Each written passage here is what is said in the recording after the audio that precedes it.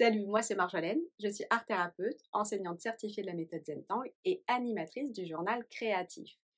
Aujourd'hui, à travers cette vidéo, je vous amène avec moi pour découvrir la méthode Zentangle et nous allons dessiner ensemble cette première tuile.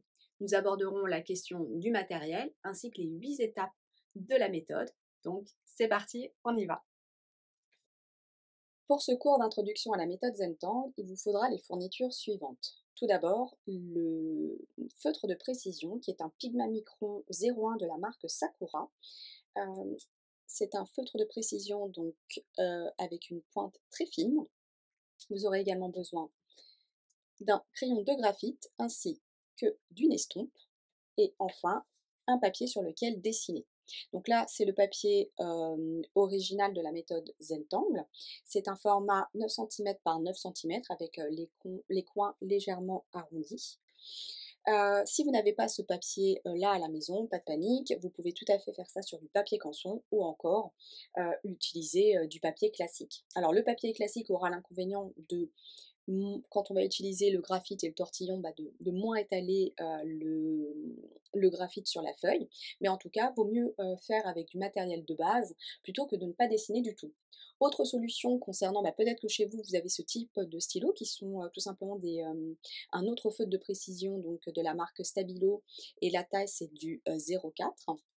Donc voilà, c'est encore un autre marqueur assez fin, sauf qu'à la différence du Pigma Micron, là aujourd'hui on n'en aura pas besoin, mais là c'est de l'encre indélébile dans le Sakura alors que le Stabilo ne l'est pas. Et en effet, de temps en temps, quand on commence à sortir un peu de la méthode et aller plus vers de l'art inspiré du Zentangle et qu'on va rajouter de la couleur, de l'aquarelle, en tout cas des médiums à l'eau, cette encre-là n'est pas indélébile et aura tendance à couler alors que le Pigma Micron tient très bien.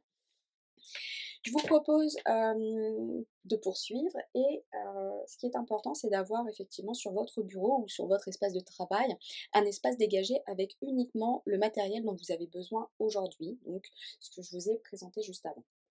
Et avant de démarrer, ce que nous allons faire, c'est qu'on va se détendre. Hop. Là, je suis en train justement de détendre mes épaules, de les relâcher, et puis je vous propose de fermer les yeux et de prendre une grande inspiration.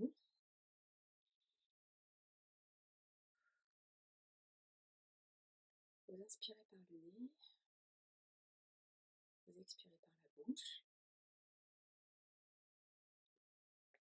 On va venir installer progressivement une détente avant de commencer à dessiner.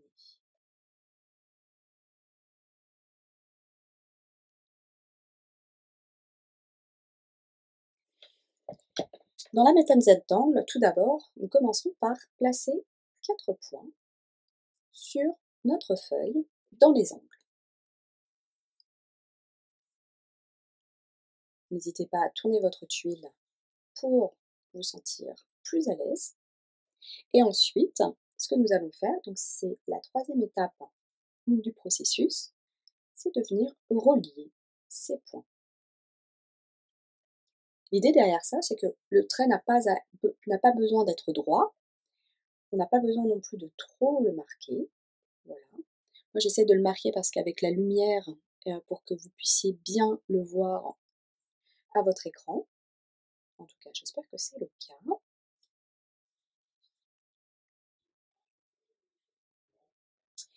Ces 2 premières étapes sont vraiment une base qui constitue la méthode Zentangle parce que l'idée derrière ça, c'est de se dire, c'est un peu comme dans la vie. Dans la vie, on peut avoir un cadre, mais à n'importe quel moment, on peut aussi pouvoir en sortir. De temps en temps, quand on démarre quelque chose, c'est bien d'avoir un cadre, d'avoir une idée, quelque chose qui nous contient. Et puis après, progressivement, quand on continue à progresser dans notre dessin, dans notre trait, on aura envie de sortir du cadre ou parfois de ne pas en utiliser du tout. La quatrième étape, ça s'appelle la ficelle.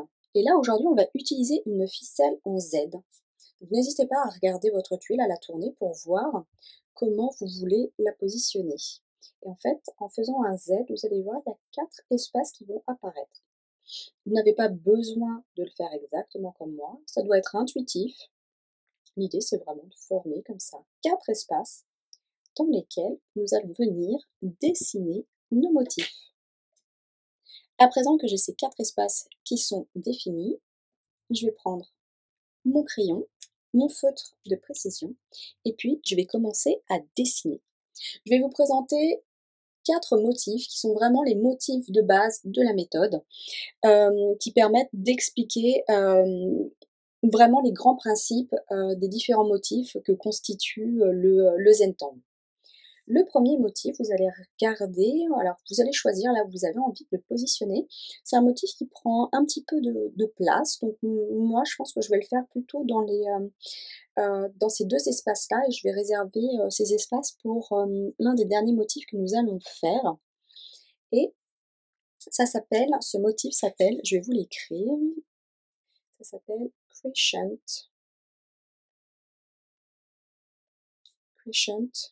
Moon.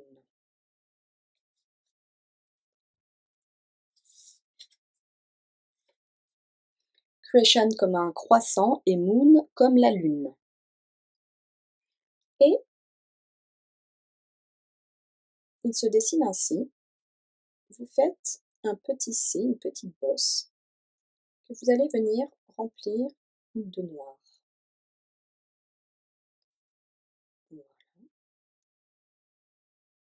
Et tout autour de cet espace, vous allez venir continuer. Alors après, pour vous donner une indication, c'est à peu près la largeur un peu de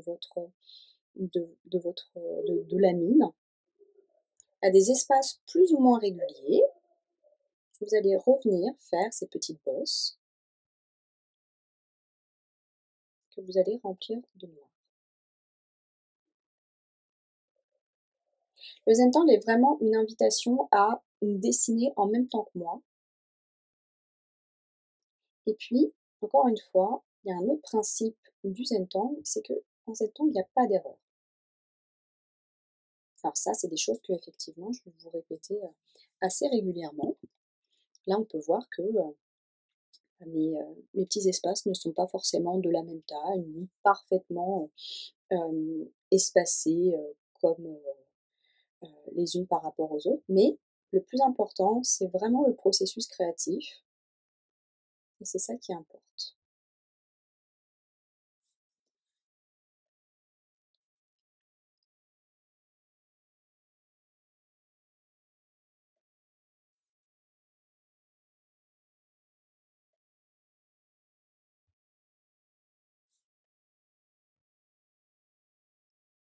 Alors je continue, je fais le tour, et surtout, je me souviens que quand j'ai commencé à dessiner, j'étais très très crispée sur mon stylo, puis à la fin ça me causait des douleurs dans les doigts quand je dessinais un petit peu trop, donc n'oubliez pas de vous détendre. Vous voyez, si vous commencez à sentir que vous avez les épaules un peu raides, que vous êtes crispé sur votre stylo parce que vous avez envie absolument de faire un trait parfait, bah, détendez-vous. Aucun trait qui est parfait parce que, encore une fois, c'est du main levée. Donc je poursuis. Donc là, quand on arrive comme ça dans un angle, vous avez plusieurs possibilités. C'est soit vous pouvez reprendre ici, mais là, vous voyez, ce que je vais faire, c'est que je vais vraiment le faire ici. Je vais faire cette petite bosse là, dans l'angle. Il faut le faire de manière intuitive, juste en prenant plaisir à dessiner, à s'accorder du temps pour soi, à rentrer dans le processus.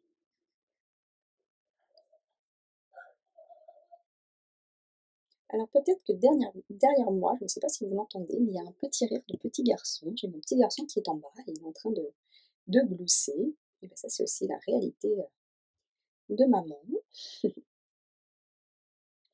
Peut-être même qu'à un moment donné, il va finir.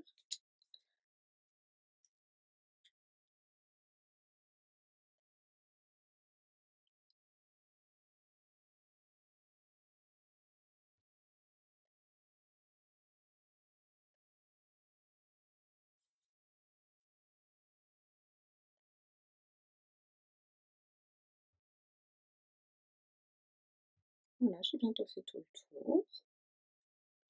puis pareil, comme là-bas, j'ai envie de mettre celui-ci dans l'angle.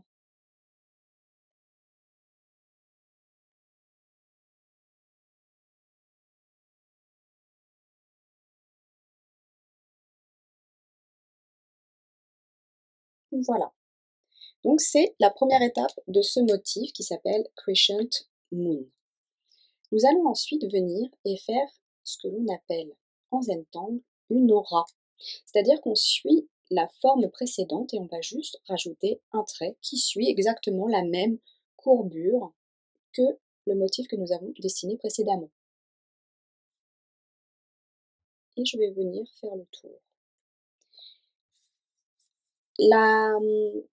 Cette taille de tuile qui est 9 par 9 cm a été étudiée par les créateurs de la méthode, justement parce qu'elle favorise le fait de pouvoir facilement tourner son dessin. Donc n'hésitez pas à tourner votre tuile pour vous sentir à l'aise quand vous êtes en train de dessiner. Et on vient poser nos auras et continuer à construire notre motif. C'est aussi ça, une autre composante de la méthode Zentangle, c'est que tous les motifs en fait sont déconstruits.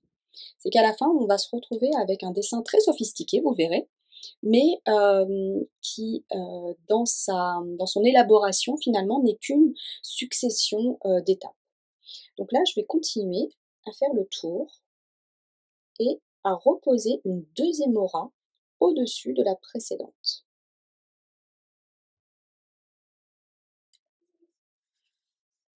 Je tourne ma tuile pour être plus à l'aise.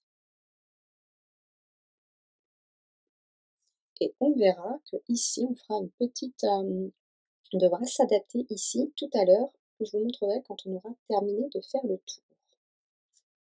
Alors peut-être que vous, justement, c'est déjà le cas et votre deuxième aura vient toucher la précédente. N'hésitez pas à attendre et à regarder ce que je suis en train de faire pour vous permettre de voir quelle est la proposition pour contourner ce point. Veuillez m'excuser.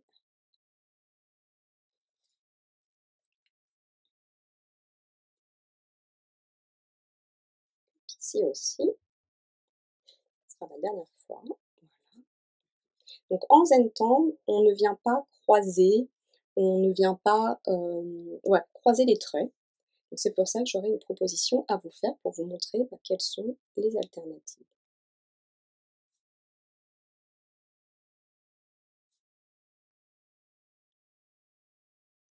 Voilà, nous arrivons ici. Donc là, comme nous pouvons voir, si nous faisons une aura, soit nous devons nous arrêter et continuer derrière, c'est une possibilité. Mais en tout cas, ce qui est sûr, c'est qu'on ne va pas venir croiser. Mais là, la proposition, ça va être de faire une ligne continue. Hop. Et ensuite,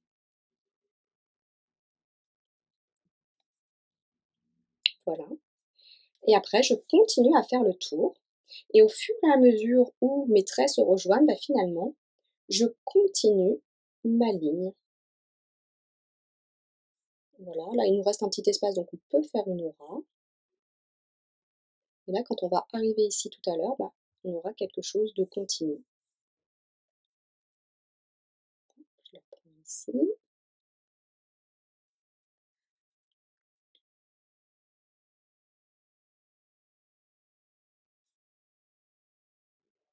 Alors peut-être que chez vous, vous n'avez pas exactement le même résultat. C'est normal.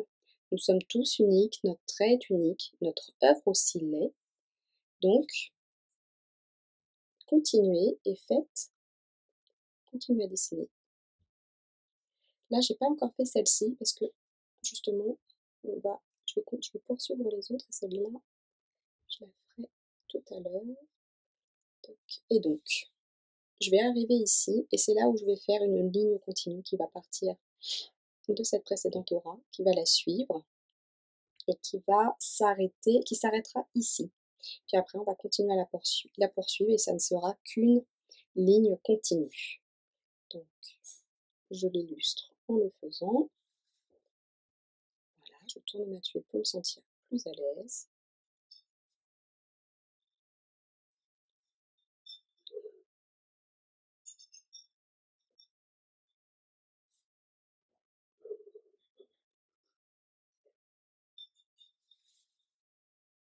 J'adore cette ligne, je la trouve très jolie. Et hop, on va venir l'arrêter ici. Donc à présent que nous avons notre ligne continue, on reprend en fait n'importe où. Donc je vais la reprendre ici. Donc je ne commence pas du bas, je commence juste au-dessus. Et je vais venir continuer mon trait, continuer mon aura. Il va être une aura continue, une ligne continue, et qui suit toujours le même tracé que les lignes précédentes.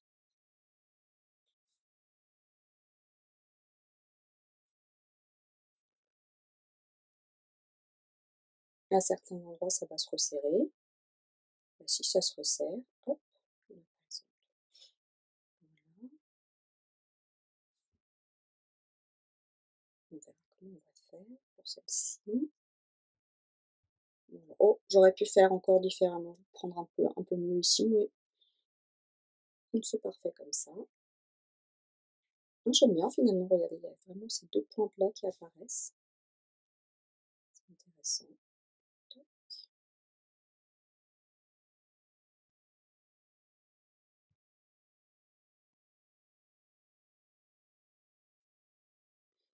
Et je peux en faire une petite ici.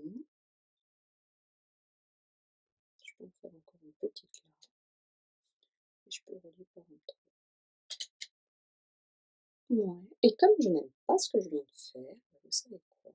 Je vais le noircir.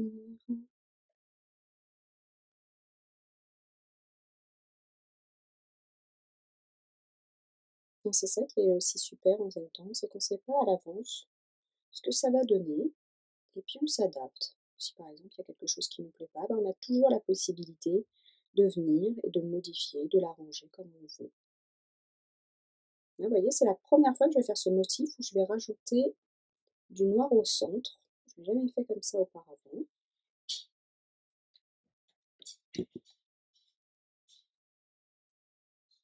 Je prends un petit peu de recul pour regarder, voilà. Ouais, c'est pas mal, moi ça me plaît bien. On va voir tout à l'heure quand on va rajouter les ombres, ça va donner, ça va être encore, ça va donner encore autre chose. Et je vais venir ici rajouter juste un petit trait. Très bien. Alors pour la suite, je vais vous demander également de trouver plutôt un espace où vous avez de la place. Et nous allons faire l'autre motif qui s'appelle Olibo.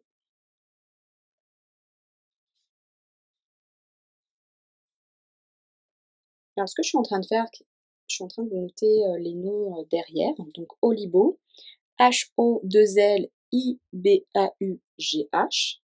C'est quelque chose que vous pouvez reproduire chez vous également parce que comme ça vous permet de vous souvenir des noms des motifs que vous avez utilisés. En même temps, on aime bien justement avoir que chaque motif porte un nom. Ça nous permet finalement, quand on commence à parler avec des personnes qui pratiquent, de se dire bah tiens, tu as utilisé quel motif, comment tu l'as adapté, etc. Là, vous allez faire une première ligne où vous le souhaitez et vous allez faire une aura, voilà, vraiment en parallèle. Là où vous voulez. J'aurais pu commencer comme ça, j'aurais pu la faire dans l'autre sens, mais là, voilà, j'ai décidé de la commencer ici. Donc c'est la première ligne de mon motif, c'est la première étape. Et on va faire que ça va être une succession de lignes, de parallèles et de perpendiculaires qui vont venir plus ou moins passer les unes derrière les autres. Alors je ne sais pas pourquoi ma caméra s'est arrêtée, donc bon, on va quand même poursuivre. Moi j'ai continué à construire mon motif, donc nous étions partis de cette ligne-là avant que la caméra s'arrête, et ensuite je suis venue tracer une autre ligne, donc 2 autres droites qui passent en dessous et elles s'arrêtent, comme vous pouvez le voir, juste ici parce que en Zen-Tang, on ne vient pas croiser les lignes et en fait notre motif n'est qu'une succession, voilà, de ces lignes qui se croisent et se recroisent mais sans passer en travers, mais toujours en passant en dessous. Donc j'espère que ça sera quand même clair pour vous malgré le fait qu'on ait loupé cette petite étape, mais dans tous les cas, je vais continuer à dessiner, donc vous devriez voir comment ça se passe. Là, je vais en faire passer, je vais en construire une ici.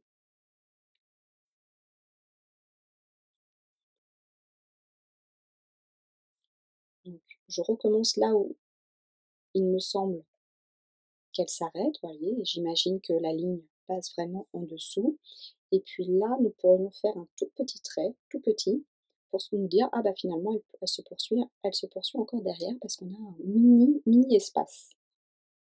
Et vous venez remplir comme ça tout cet espace que vous avez de ce motif. Et comme vous voulez, et vous savez, vous avez la possibilité, là j'ai plutôt tendance à faire ce motif assez droit, mais vous avez la possibilité aussi de faire des courbes ou des lignes qui viennent onduler. Moi je vais faire, pour vous montrer justement, je vais vous en faire une un peu courbée, juste ici. Hop. Puis dire qu'elle reprend là. Donc tout est possible. Vous pouvez vraiment laisser vos envies s'exprimer.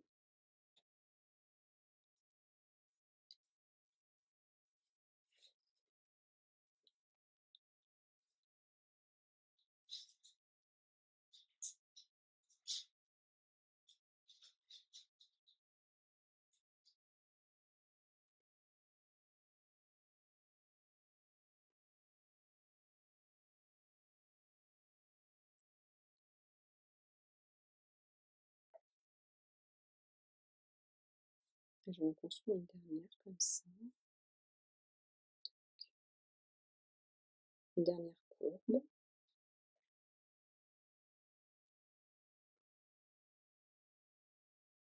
Et vous, chez vous, qu'est-ce que ce motif vous évoque? Moi, ce motif m'évoque des autoroutes. À chaque fois, je revois en fait les images des autoroutes américaines que l'on voit dans certaines séries ou dans certains films, de toutes ces routes et qui se croisent et se décroisent comme ça à chaque fois quand on voit avec une vue prise par hélicoptère notamment.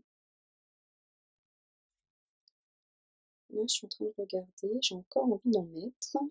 Je trouve que cet espace, on pourrait faire quelque chose avec cet espace. Je suis en train de réfléchir. Comment j'ai envie de le faire? Je vais en faire passer une droite.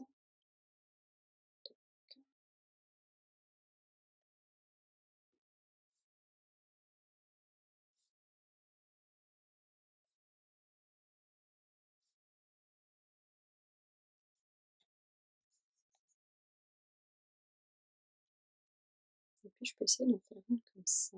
Toc, toc, toc, toc. On va se lancer.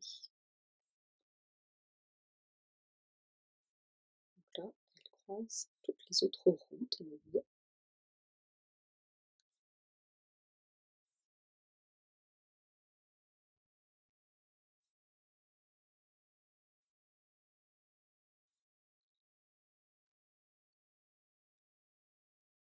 Là, j'ai légèrement débordé.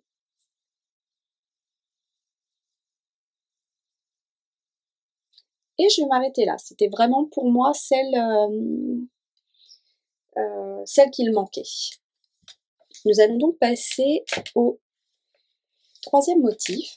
Et celui-là s'intitule Printemps.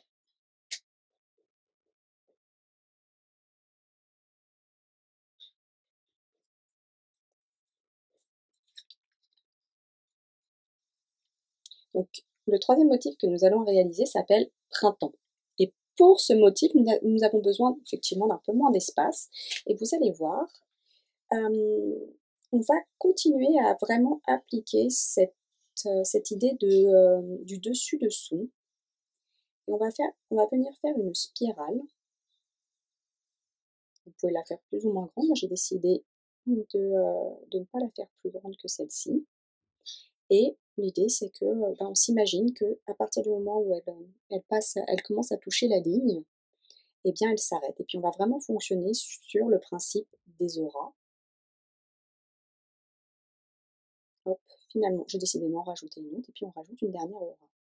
On va venir construire le même motif à côté, avec l'idée que toutes ces spirales viennent comme ça se croiser et passer les unes en dessous des autres. Puis à la fin, une fois la spirale réalisée, comme précédemment, comme le précédent motif, moi celui-ci, souvent, ok, je l'appelle printemps parce que c'est son nom, mais quand je le décris aux personnes à qui je donne des cours de Zentangle, je dis voilà, on va dessiner des escargots, parce que pour moi ça ressemble aussi à un motif de coquille d'escargot. Alors vous prenez votre temps, vous faites des spirales, vous les faites aussi grandes que vous voulez. Voilà, là j'ai décidé d'en rajouter encore une aura. Donc on part d'une spirale et puis après autour, on va venir mettre des auras. Donc là, avec ce motif finalement, on reprend ce que nous avons vu précédemment, c'est-à-dire l'aspect dessus-dessous du motif Olibo, et puis tout ce qui est aura, comme on a pu le voir sur le motif Crescent Moon, et l'idée que voilà, ce dessus-dessous qu'on ne vient pas croiser.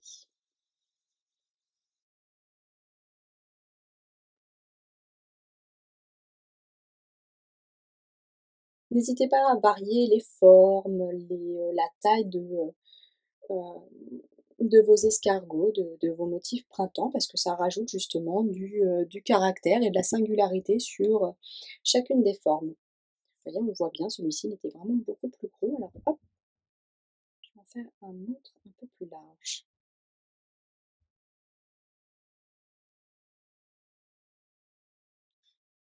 Le motif printemps, c'est vraiment, enfin la spirale en soi, c'est quelque chose qu'on retrouve beaucoup en Zentangle.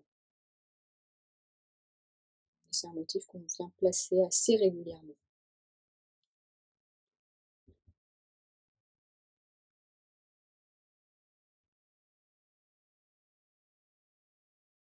Vous voyez, là, j'imagine vraiment que ça se poursuit, donc j'ai rajouté des traits juste ici. Celui-ci, je vais faire pareil, je vais rajouter des traits. Et là, il me reste un tout petit espace, vous voyez, pour placer mon dernier printemps. Voilà.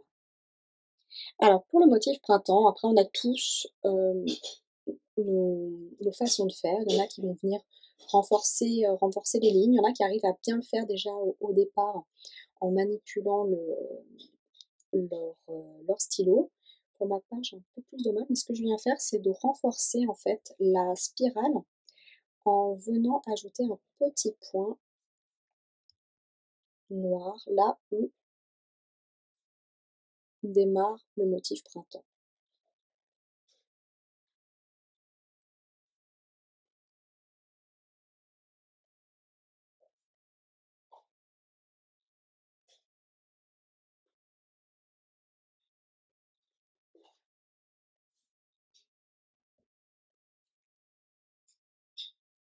Il y a certains endroits où vous pouvez venir ajouter un peu de noir.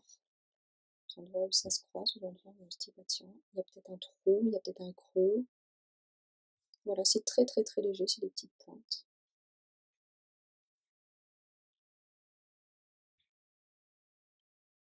À la fin, toute l'accumulation comme ça des petits détails que vous venez rajouter sur le motif, ça permet encore une fois de rajouter du caractère à votre dessin. Le dernier motif que nous allons réaliser s'appelle Flowers. Donc, comme son nom l'indique, voilà, c'est enfin plus ou moins, c'est un motif qui va se construire, c'est un motif en quadrillage. Et on va le construire ainsi. Je vais le faire droit pour aujourd'hui. mais à d'autres moments, voilà, c'est un motif que je peux construire un peu moins en faisant des courbes, mais là j'ai décidé voilà, de le faire comme ça. Donc on va tracer des lignes, encore une fois des lignes parallèles. On va reprendre la première étape un peu de... et on va venir les tracer donc les unes à côté des autres. Et puis cette fois on va venir les croiser. Donc c'est un motif en quadrillage, donc on va venir créer des traits.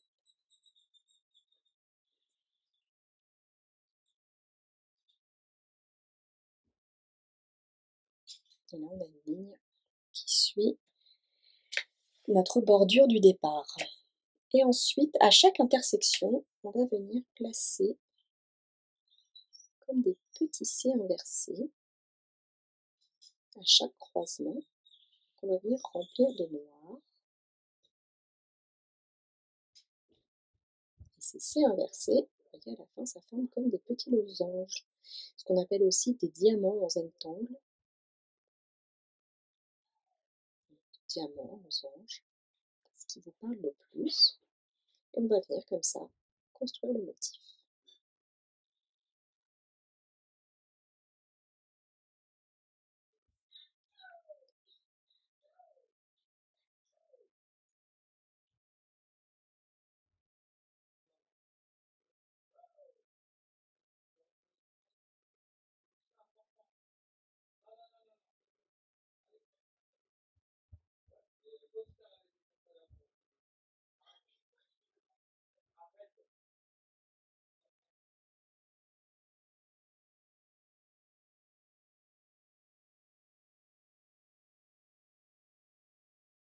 Et vous voyez, hop, là je sens que j'étais en train un peu de crisper mes doigts. Donc n'hésitez pas voilà, à vous détendre. Hop. Pareil, à détendre vos épaules.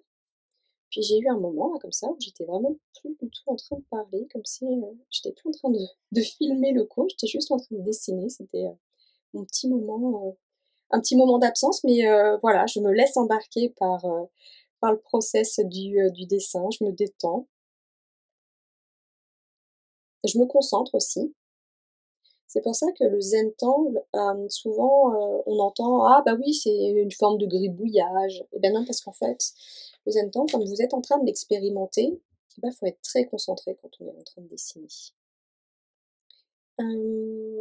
Alors ici, on voit qu'on arrive légèrement, donc on va se dire qu'on va faire qu'un seul côté, en s'imaginant que voilà le motif se poursuit. C'est ce qu'on va faire des deux, voilà, tout le long de la ligne comme ça. On fait une moitié de losange en s'imaginant voilà, que le motif se poursuit derrière.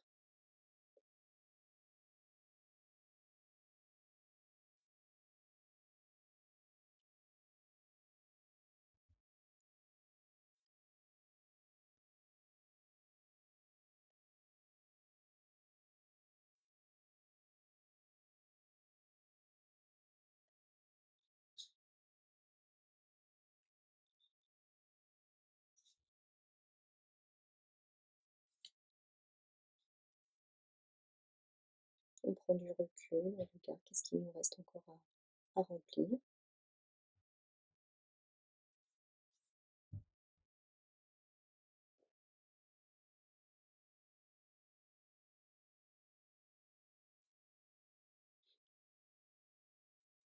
Alors, je vais tourner pour me sentir mieux dans ma position pour dessiner.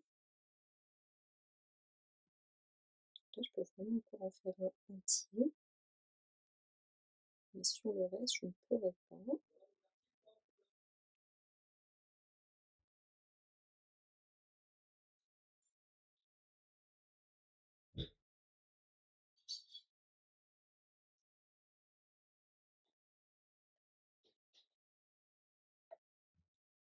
Et voilà pour la construction de mon motif Flores. Et comme vous pouvez le voir, bah, ça ressemble tout simplement un peu à des carreaux de carrelage. Et c'est comme ça que les créateurs de la méthode bah, justement ont proposé ce motif-là, en se disant que ça leur faisait penser à leurs carreaux de cuisine. Histoire vraie. Allez, maintenant on passe à l'étape l'une des étapes, je trouve, la plus sympa, qui apporte vraiment la magie du Zentangle. C'est on lâche maintenant notre feutre et on va venir ajouter des ombres. Donc là, on est à la 6e étape. L'étape précédente, c'était de venir remplir dans notre motif, venir remplir nos espaces des différents motifs que je vous ai présentés. Donc, on a eu printemps ici, Olibo. Nous avons fait, pardon, excusez-moi, nous avons Crescent Moon, nous avons également Olibo, printemps qui est là, et Flowers. Donc, pour le motif qui s'appelle Crescent Moon, ce que je vais faire, alors est-ce que vous le voyez bien, c'est que je vais respecter un petit peu la courbe, ou en tout cas les lignes que sont venues former toutes les auras. On voit que on a des petites pointes à chaque fois, et je vais venir rajouter un peu de graphite pour les accentuer. Hop.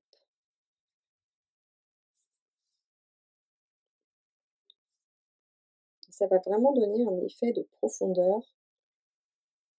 Déjà rien en ajoutant légèrement du graphite, vous commencez à le voir.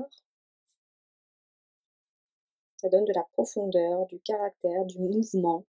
Pour certains, ça donne aussi un aspect un peu, comment dit-on déjà, hypnotisant, avec ces couleurs noir et blanc.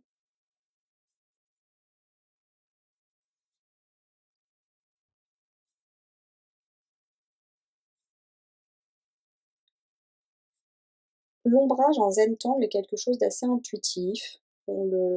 À chaque fois, ce sont des propositions que je vais vous faire, mais il faut suivre votre instinct, puis il faut tester, puis faire différemment les prochaines fois si vous en avez envie. Donc là, après, on va venir prendre notre estompe, notre tortillon, et on va venir comme ça diffuser l'ombrage.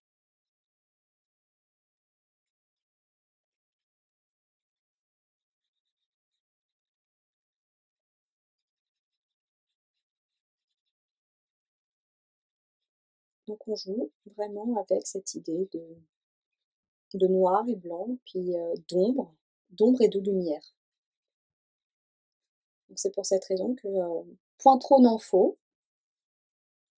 L'ombrage, c'est aussi avec parcimonie, parce que l'idée c'est quand même de garder derrière des espaces de lumière, parce que sinon, si finalement on vient tout griser, on continue à fonctionner à plat, alors que là, voilà, c'est vraiment cette idée de rajouter des ombres pour faire jouer la lumière. J'aime beaucoup après, généralement j'aime bien diffuser au milieu, et moi ça me va comme ça, pas plus. Pour le motif Olibo, je vais vous faire plusieurs propositions. Tout d'abord, ce que nous allons faire, c'est qu'on va dégager les premières lignes. La première ligne, on va vraiment la mettre en valeur, c'est-à-dire qu'on va mettre de l'ombrage tout autour, pour qu'elle apparaisse comme si c'était vraiment celle-ci qui devait ressortir des autres. Et comme j'en ai une deuxième derrière qui ne croise aucune ligne, celle-ci aussi, je vais la mettre en valeur. Et puis après, à chaque intersection, je vais venir rajouter juste une pointe de graphite avec cette idée. Voilà, c'est comme si vraiment on mettait en valeur cet aspect de dessus-dessous, de croisement.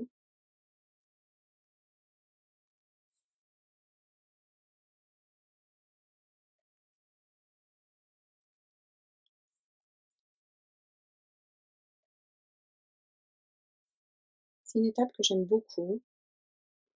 C'est une étape qui me détend, puis surtout, c'est vraiment l'étape qui donne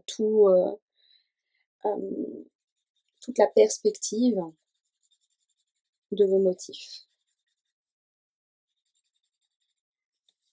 Alors pour diffuser, c'est vrai que j'ai cette mauvaise habitude, c'est d'un peu écraser mon tortillon. Donc là, je vais essayer de le faire correctement devant vous. Donc normalement, avec un tortillon, voilà, on vient comme ça, diffuser par petits cercles. Parce que si on appuie comme j'ai tendance à le faire, moi j'ai tendance à écraser mes tortillons, donc ils ne durent pas très longtemps. Donc il faut vraiment plutôt les prendre sur les côtés comme ça. Donc c'est bien de faire cette vidéo comme ça. Ça me permet aussi de corriger mon habitude.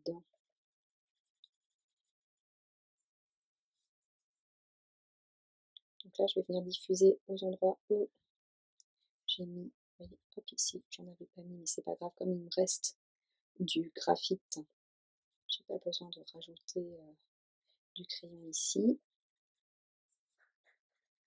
Et donc à tous les endroits où ça se croise, voilà, je vais venir diffuser cette ombre.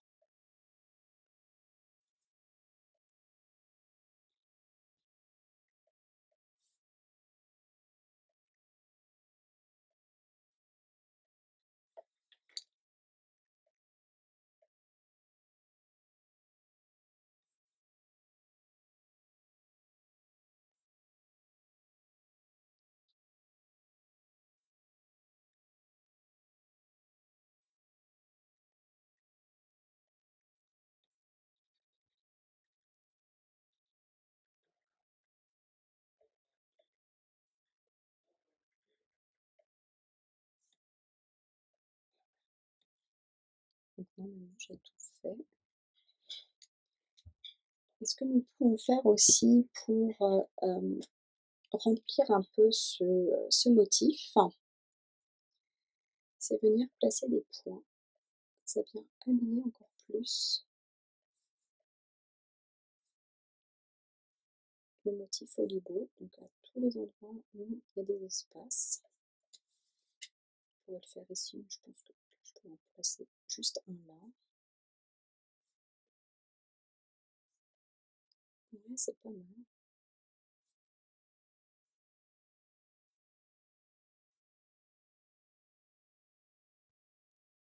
Donc les petits points comme ça, des détails, ça vient encore une fois habiller et donner encore plus, plus de relief au motif. J'aime bien. Hop.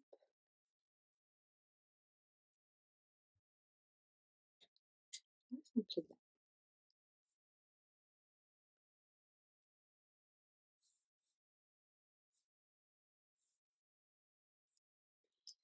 À présent, je vais vous proposer l'ombrage pour printemps. Printemps, ça va être assez simple. On va faire le tour. On va faire deux choses. Pour printemps, à la fois, on va faire le tour. Et puis nous allons mettre en valeur le tout premier. Hop, en lui mettant du graphite un petit peu autour, comme ça celui-là sera plus lumineux que les autres. Et vous pouvez en choisir plusieurs, comme ça vous avez envie de mettre en valeur, par exemple, voilà, celui-là également. On va venir diffuser une ombrage.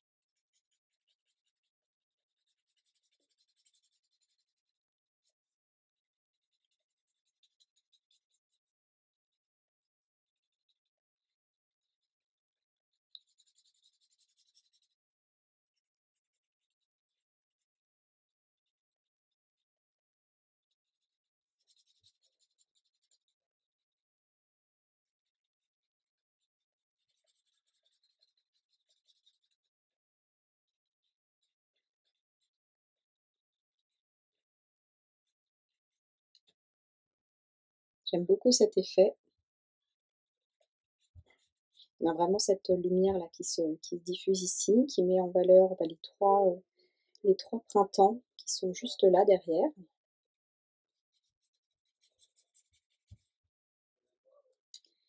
Puis nous allons terminer par Flores. Et Flores, on va faire encore différemment. C'est vrai que d'habitude, Flores, j'ai tendance à mettre de l'ombrage sur la partie noire, mais en fait, on va faire différemment. C'est qu'on va rajouter juste des petits traits, des petites pointes de graphite ici.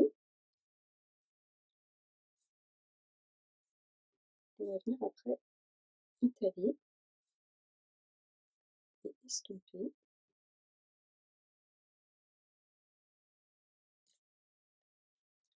Plus.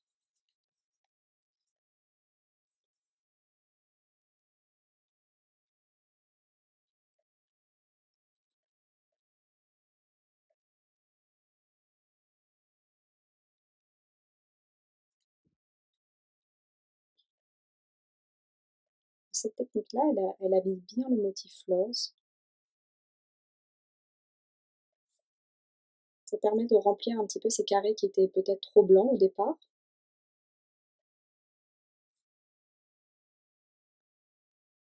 Et de se dire que c'est comme s'il y avait, vraiment ça le met en valeur, il y a du relief. Et vraiment c'est comme si, bon, il y avait une partie qui était, à l'ombre et une autre, heu, illuminée.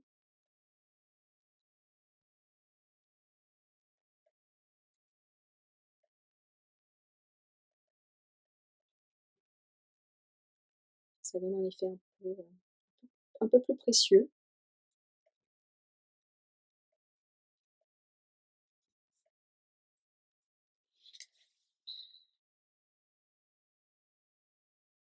Alors là, nous entamons la dernière étape, de notre séance découverte, c'est, justement de venir et de regarder notre motif. Donc là, on va le regarder, on va le tourner, on prend du recul, on le regarde, puis on va venir, chercher, bah, ce qu'on apprécie dans notre dessin. On va lui trouver un sens aussi parce que pour l'instant, voilà, c'est la tuile, il y a 4 motifs différents, puis, bah, dans quel sens on a envie de le regarder? Moi, j'ai envie de le regarder comme ça parce que ça met bien en valeur l'ombrage qui est ici et donc on va venir comme toute œuvre d'art, ça c'est une petite œuvre que nous venons de créer, on va venir mettre nos initiales ou notre signature ou, ce que vous avez envie, mais en tout cas c'est important de venir finaliser, voilà, notre processus créatif en signant notre tuile. Puis de regarder, d'apprécier l'instant qu'on s'est accordé. Voilà, on a passé plusieurs minutes ensemble à dessiner cette, cette première tuile, à découvrir ensemble la méthode Zentangle. Là, ce que j'apprécie particulièrement dans mon dessin, c'est justement l'ombrage que j'ai rajouté sur Flores. Ça... Puis j'aime beaucoup comment j'ai dessiné le motif Crescent Moon. Donc bah, je suis, satisfaite en tout cas de ce que, je vous ai présenté, de ce que j'ai, dessiné, avec vous. J'espère que vous avez pris du plaisir également. Je vous invite à refaire à nouveau et à expérimenter, comment vous avez envie de jouer avec les ombres et de jouer avec les motifs. Tout est possible en rajoutant peut-être en le faisant plus serré ou moins serré, en venant on a aussi la possibilité, derrière on peut très bien venir et je vais vous le montrer, se dire: «Bah, là, on n'a pas envie de» moi, je l'ai fait avec un point, mais j'aurais pu venir et mettre en noir, ici.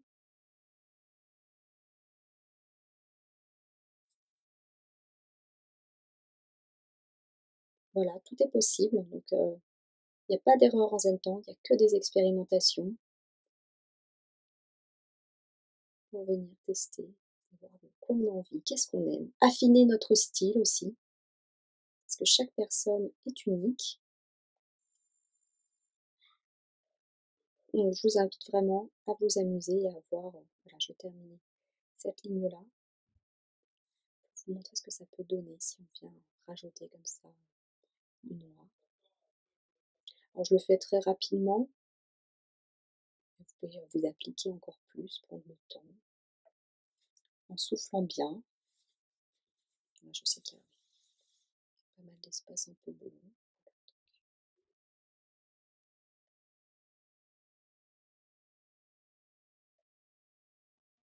Voilà, c'est encore une autre proposition, donc tout est possible. Voilà, c'est un exemple.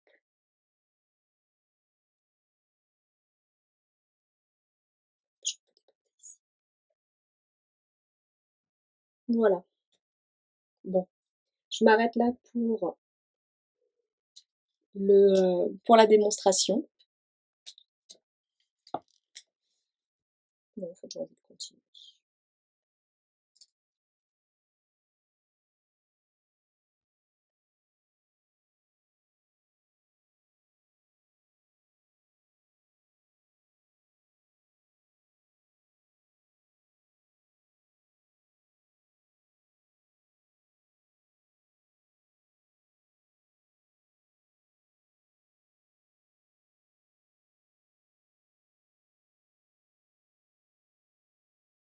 Donc là, c'est vraiment l'exemple que on a toujours la possibilité de revenir sur notre tuile pour continuer à l'améliorer. Bon, allez, je m'arrête là pour la démonstration et puis voilà, encore une fois, j'espère que vous avez pris plaisir à dessiner avec moi. Je vous dis à bientôt.